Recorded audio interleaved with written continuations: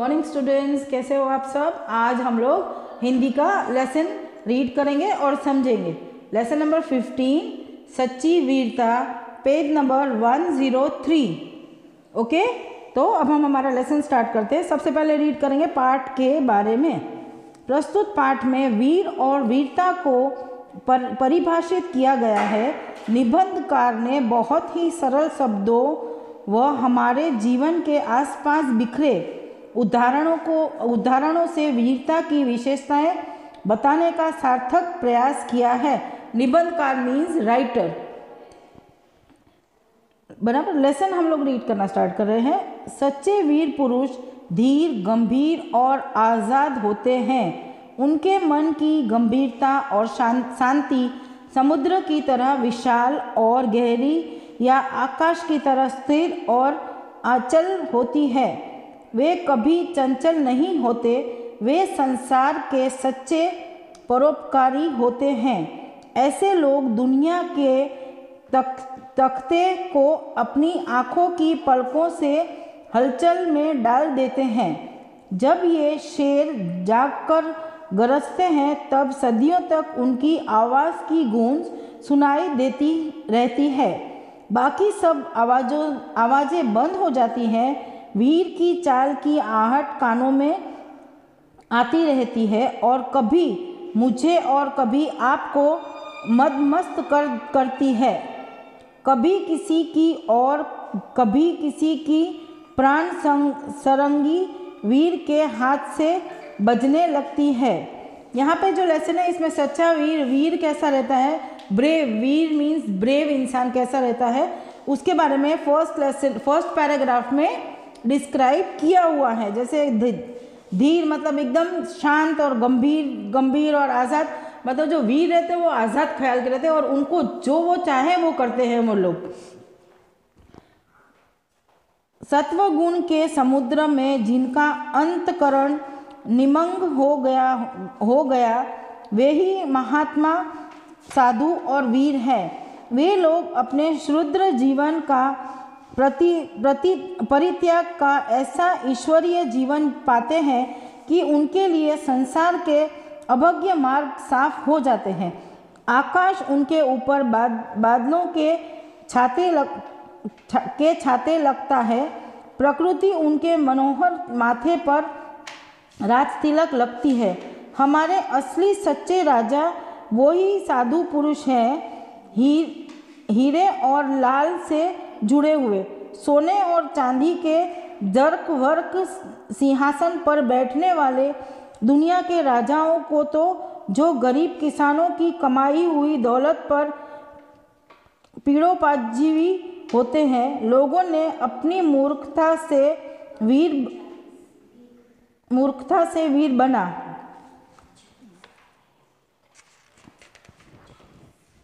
बना रखा है। यह सारी मखमल और जबरों से लदे हुए मांस के पुतले तो हरदम कांपते रहते हैं। इंद्र की तरह ऐश्वर्यमान और बलवान होने पर भी ये बड़े कायर होते हैं।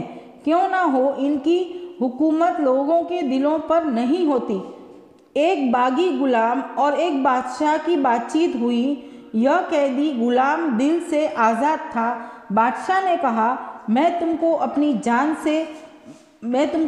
अभी जान से मार डालूंगा। तुम क्या कर सकते हो? गुलाम बोला, हाँ, मैं फांसी पर तो चढ़ जाऊंगा, पर तुम्हारा तिरस्कार तब भी कर सकता हूँ। बस इस गुलाम ने दुनिया की बादशाहों के बल की हद दिखा दी।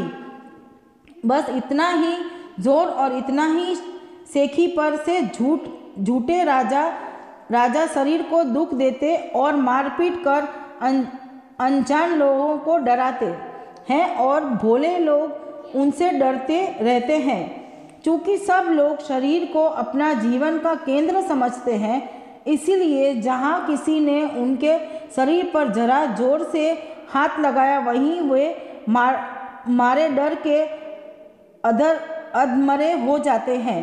शरीर रक्षा की गरज से लोग इन राजाओं की ऊपरी मन से पूजा करते हैं। जैसे ये राजा, जैसे इनका सत्कार, जिनका बल शरीर को जरासी रस्सी से लटकाकर मार देने भर का है, भला उनका और उन बलवान और सच्चे राजाओं का क्या मुकाबला, जिनके सिंहासन लोगों के हृदय वलय की पंखुड़ियाँ पर हैं। सच्चे राजा अपने प्रेम के जोर से लोगों के दिल को साध के लिए बांध देते हैं। दिलों पर हुकूमत करने वाली फौज, तोप, बंदूक आदि के बिना ही ये शहंशाह ज़माना होते हैं।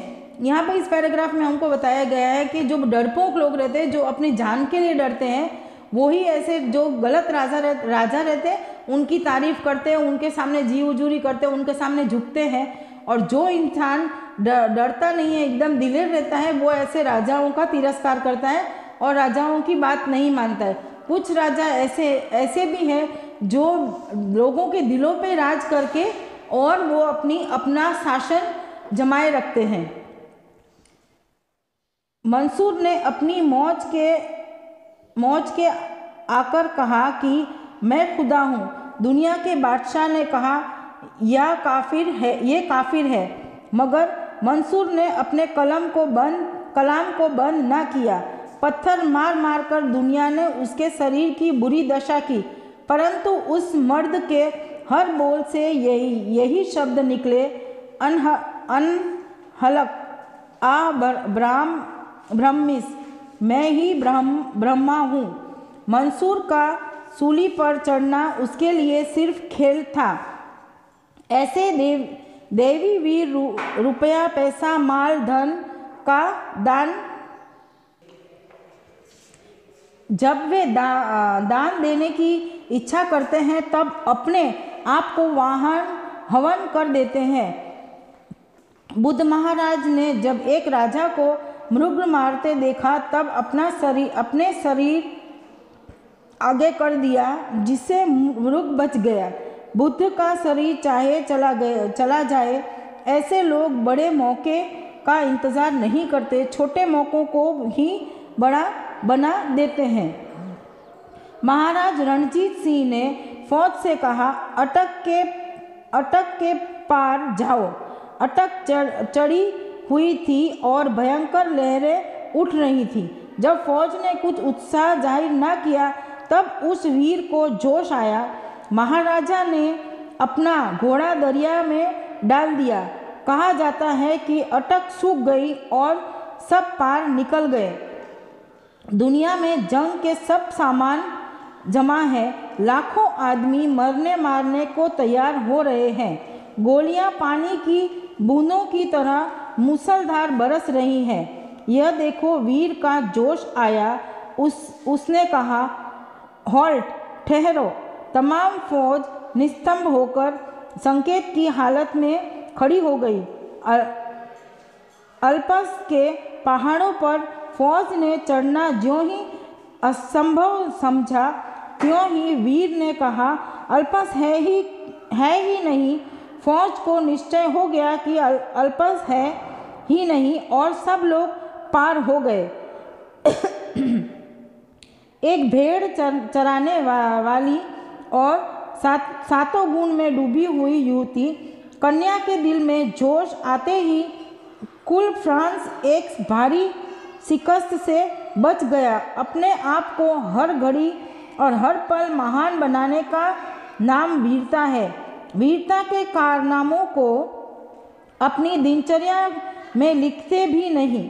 दरख्त तो ज़मीन से रस ग्रहण करने में लगा रहता है, उसे यह ख्याल ही नहीं होता कि मुझे कितने फल और लगेंगे और कब लगेंगे। उसका काम तो अपने आप को सत्य में रखना है, सत्य को अपने अंदर कूट कूट कर भरना है और अंदर ही अंदर बढ़ाना है। उसे उस चिंता से क्या मतलब कि कौन मेरे फल खाएगा या मैंने कितने फल लोगों को दिए हैं। वीरता एक ऐसी चीज़ है जो हमारे अंदर ही रहती है, अपने आप में ही रहती है। हम लोग बहादुर रहते हैं, कोई भी चीज़ में हमें डरना नहीं है और कोई भी काम अगर हमको करना है तो दिल से और हिम्मत से करना है। हिम्मत ही हमारी वीरता है। जैसे एक झाड़, इसमें लेसन में जो लेखक ने लिखा है, एक झाड़ जो है वो ज़मीन में टिका हुआ रहता है और वो ये नहीं सोचता है कि भाई मेरे फल कौन खाने वाला है, मेरे नीचे कौन आराम करने वाला है, मेरा क्या। उसका काम यही है कि भाई उसको बढ़ना है और अपने आप को ज़मीन से जोड़ के रखना है। वीरता का विकास नाना प्रकार से होता है। कभी तो उसका विकास लड़ने मरने में, खून बहाने में, तलवार तोप के सामने जान गंवाने में होता है। कभी सत्य, साहित्य और संगीत में वीरता खिलती है। कभी जीवन के गुण तत्व और सत्य की तलाश में बुद्ध जैसे राजा वीर हो जाते हैं। कभी किसी आदर्श पर और कभी किसी पर वीरता अपना फरहरा लहराती है। वीरता हमेशा निराली और नई होती है। नयापन भी वीरता का एक खास अंग है। वीरता की कभी नकल नहीं हो सकती। जैसे मन की प्रसन्नता कभी कोई उधार नहीं ले सकता। वीरता इसमें लिखा हुआ है बहुत टाइप की रहती है। कोई जंग लड़ने से, अपने आप को शहीद करने से, ये भी एक वीरता है। और गौतम बुद्ध ने जैसे वीरता उन्होंने दिखाई थी कि उन्होंने पूरी दुनिया छोड़ दी थी, उन्होंने संन्यास ले लिया था, ये भी एक अलग टाइप की वीरता है। और वीरता ज़रूरी नहीं है कि आप लड़ाई पे तलवार लेकर लड़ाई करने जाओ तो ही आपकी वीरता दिखाई देगी। बहुत से लोग जो लेखक रहते हैं वो भी वीर बनते हैं, वो भी जो किसी के खिलाफ लिखते हैं और वो लोग अपने संगीत में, लेखन में आपको उनकी वीरता दिखाई देती है। और वीरता को किसी की प्रशंसा, वीरता का कोई दूसरा ऑप्शन नहीं है। वीरता डुप्लीकेट नहीं हो सकती है। वीरता जो है वो ओरिजिनली हमारी जो ताकत है वो अंदर की, वो हमारी दिखाई देती है। और वीरता को कोई बदल भी नहीं सकता। अगर कोई इंसान ताकतवर है, शक्तिमान है, वीर है, तो उसको आप बदल नहीं सकते हो। वीर पुरुष का दिल सबका दिल हो जाता है। उसका मन सबका मन हो जाता है। उसके ख्याल सबके ख्याल हो जाते हैं। सबके संकल्प और उसके संकल्प हो जाते हैं।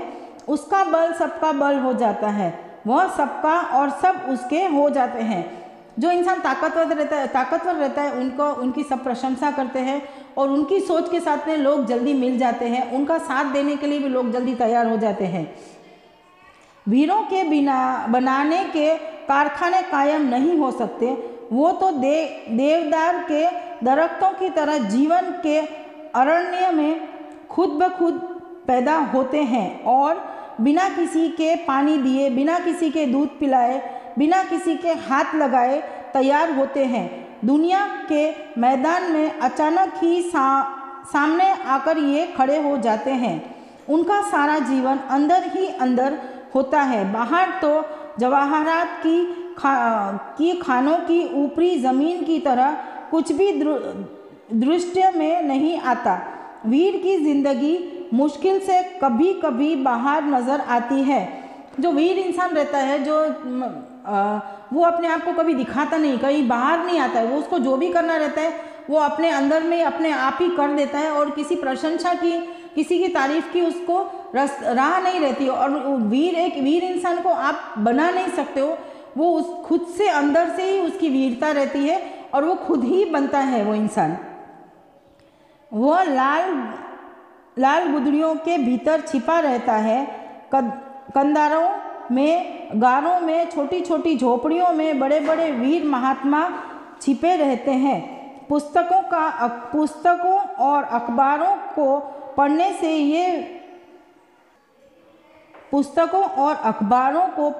से यह विद्वानों की व्याख्यानों को सुनने से तो बस ड्राइंग हॉल के वीर पैदा होते हैं। उनकी वीरता अनजान लोगों से अपनी स्तुति सुनने तक खत्म हो जाती है।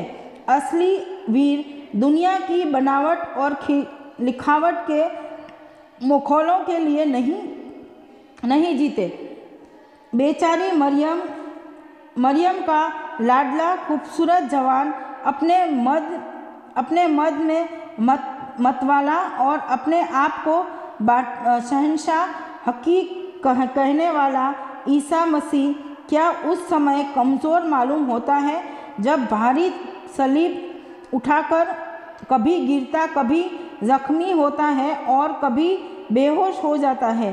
कोई पत्थर मारता है, कोई ढेला मारता है और थूकता है, मगर उस मर्द का दिल नहीं हिलता।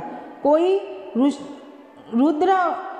रुद्र हृदय और कायर हो तो अपनी बादशाहत के बल की गुत्थियाँ खोल देता और संभव है कि एक निगाह से उस सल्तनत के तख्ते को उलट देता और मुसीबत को टाल देता। परंतु जिसको हम मुसीबत जानते हैं उसी को यह मखौल समझता था।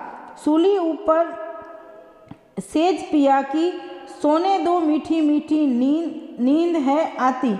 ईसा मसीह के बारे में आपने सुना होगा कि उन्होंने उनके हाथों को जो क्रॉस है, जीसस क्राइस्ट जो हम लोग बोलते हैं ईसा मसीह, उनको उनके हाथों पे खीले ठोक दिए थे क्रॉस के साथ में, पर तो भी वो हारे नहीं थे। लोग उनको, क्रॉस उनके सर पे था, कंधे पे था, तो भी लोग उनको पत्थर मारते थे, उनके ऊपर थूकते थे, लेकिन उन्होंने अपनी राह नहीं बदली और वो भी एक वीर ही थे जिन्होंने इतनी सब दुख और दर्द सहे। दूसरा अगर कोई रहता, दूसरा कोई राजा रहता या दूसरा कोई इंसान रहता तो वो फटाफट जो है अपनी बात बोल के और जो भी वो पूछ रहे लोग उनको बता के और वो उस दर्द से मतलब दूर हो सकता था, लेकिन ईसा मसीह ने, जीसस क्राइस्ट ने ऐसा कुछ नहीं किया। अमर ईसा को भले दुनिया के विषय विकार में गर्क लोग क्या जान सकते थे। अगर 4 चिड़ियाएँ मुझे फांसी का हुक्म सुना दे और मैं उसे सुनकर रो दूँ, ये डर जाऊँ तो मेरा गौरव चिड़ियाओं से भी कम हो जाए। जैसे चिड़ियाएँ मुझे फांसी देकर उड़ गईं, वैसे ही बादशाह और बादशाहत आज खाक में मिल गई। सचमुच ही वह छोटा सा बाबा लोगों का सच्चा बादशाह है। चिड़ियाओं और जानवरों की कचहरियाँ और फैसलों से जो डरते या मरते हैं वो मनुष्य नहीं हो सकते। राजा जी ने जहर के प्याले से मीराबाई को डराना चाहा, मगर वह रही सच्चाई। मीरा ने इस जहर को भी अमृत मानकर पी लिया। वह शेर और हाथी के सामने की गई, मगर वहाँ से प्रेम मस्त हाथी और शेर ने देवी के चरणों की धूल को अपने मस्तक पर मला और अपना रास्ता लिया। इस वास्ते वीर पुरुष आगे नहीं पीछे जाते हैं। मीराबाई के बारे में भी लिखा है। मीराबाई को भी जो राजा था उसने जहर का प्याला जहर पिलाया था, विष पिलाया था और उसको शेर और हाथी के पैरों के सामने, शेर और हाथी के सामने डाल दिया था। लेकिन वो हाथी और शेर मीराबाई के पैरों में अपने शीश नमा के और उसकी धूल लेके वहाँ से चले जाते हैं। सॉरी। अंदर ध्यान करते हैं, मरते नहीं मरते हैं वीर क्या टीन के बर्तन की तरह झट गरम और झट ठंडे हो जाते हैं। सदियों नीचे आग जलती रहे तो भी शायद ही गर्म हो और हजारों वर्ष बर्फ उस पर जमती रहे तो भी क्या मजाल जो उसकी वाणी तक ठंडी हो। इसे खुद गर्म और सर्द होने से क्या मतलब है। वीर कोई टीन का बर्तन, एल्यूमिनियम जो हम लोग बोलते हैं उसका बर्तन नहीं है कि जल्दी गर्म हो जाए और जल्दी ठंडा हो जाए। सदियों की धूप गर्मी उनको गर्म नहीं करती और सदियों तक बर्फ़ में भी अगर वो रहेंगे तो वो ठंडे नहीं पड़ते। उनका जो उत्साह, उनकी जो बोली वो ठंडी नहीं पड़ती है। जब कभी हम वीरों का हाल सुनते हैं तब हमारे अंदर भी वीरता की लहर उठती है और वीरता का रंग चढ़ जाता है, परंतु वह चिर सत्य नहीं होता। इसका कारण सिर्फ यही है कि हम में भीतर दृष्ट और मतलब तो होता नहीं। हम सिर्फ ख्याली महल उसके दिखलाने के लिए बनाना चाहते हैं। टीन के बर्तन का स्वभाव छोड़कर अपने जीवन के केंद्र में निवास करो और सच्चाई की चट्टान पर दृढ़ता से खड़े हो जाओ। अपनी ज़िंदगी किसी और के हवाले करो ताकि ज़िंदगी को बचाने की कोशिश में कुछ भी समय जाया न हो। इसलिए बाहर की सतह को छोड़कर जीवन की अंदर की तहों में घुस जाओ, तब नए रंग खुलेंगे। नफरत और दैव्य दृष्टि छोड़ो, रोना छूट जाएगा। प्रेम और आनंद से काम लो, शांति की वर्षा होने लगेगी और दुखड़े दूर हो जाएंगे। जीवन के तत्व का अनुभव करके चुप हो जाओ, धीर और गंभीर हो जाओ। वीरों की, फकीरों की, पीरों की यह कुक है। हटो पीछे, अपने अंदर जाओ, अपने आप को देखो, दुनिया और की और हो जाएगी। अपनी आत्मिक उन्नति करो। ये लेसन में हम लोगों को वीरता के बारे में बताया है। और वीरता जो है वो हमारे दिल में, हमारे अंदर से है। बाहर हम लोग इसको ये पैदा नहीं हो सकती, या कोई क्लासेस लेके आप उसको नहीं कर सकते। ये आपको कुदरती अंदर से ही अपने आप को तैयार करना रहता है। और अपने आप को लेखक इसमें ऐसा बोलता है कि अपने आप को टीन के बर्तन के जैसा मत बनाओ। अब क्या जल्दी ठंडा और जल्दी गर्म जो भी कुछ अगर आप कर रहे हो किसी और के लिए नहीं, लेकिन अपने लिए करो। अपनी हिम्मत अपने लिए रखो और जैसे आप हो दिल से हिम्मत पैदा करो, दिल से वीर बनो। किसी के बोलने से या किसी के बनाने से वीर नहीं बनते। तो ये लेसन मैंने आज आपको समझाया है। और इसका जो क्वेश्चन आंसर्स और जो एक्सरसाइजेस है इसकी हम आपको PDF सेंड करेंगे। आपको आपका होमवर्क में ये करना है कि आपको ये लेसन एक बार रीड करना है। और हार्ड वर्ड्स अगर आपको कोई समझ में नहीं आए हैं तो आप उसके हार्ड वर्ड्स के फ़ोटो व्हाट्सएप में सेंड करिए या कॉल करके मुझसे पूछिए। अगर कोई भी प्रॉब्लम है तो जितनी हो सकेगी मैं आपकी प्रॉब्लम सॉल्व कर दूंगी। और आपका होमवर्क यही रहेगा कि जो PDF आपको सेंड करेंगे उससे आपके टेक्स्ट बुक आपको कंप्लीट करना है। और अगर क्वेश्चन आंसर्स है तो वो आपको आपकी FB में लिखना है। ओके, तो अब हम लोग हमारे नेक्स्ट सेशन में न्यू लेसन के साथ में मिलेंगे। तब तक के लिए take care, bye, see you again.